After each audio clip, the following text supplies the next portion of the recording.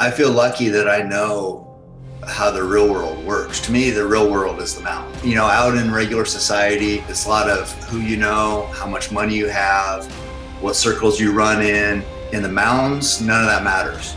None of that shit matters. The animal doesn't care who you are. The mountains don't care how much money you have. You'll die just like anything else out there. It doesn't really matter. So society can be, it's not real a lot of times. It's a watered down version of surviving, of thriving. You know that when you're out there on a hunt, it's gonna be massively painful. It's completely unpredictable. Is that the thinking when you go out there and put yourself in pain? Hunting has definitely taught me real life lessons of, I'm just gonna have to suck it up, be tough, and get this done. People always say, well, you know, let the animals manage themselves. You know, humans don't need to be involved. And my answer is humans have always been involved. We've always hunted. How do you kind of explain that to people, where your drive comes to just constantly exhaust yourself, to use every second of the day, and just to put in the reps to just be better?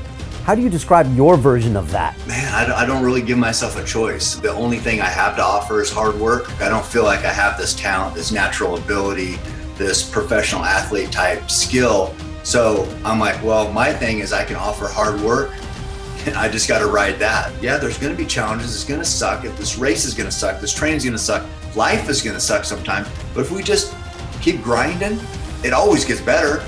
Every person I know that stands out for some reason sacrifices a little more, just a little more than everybody else. And that's why they're great at what they do.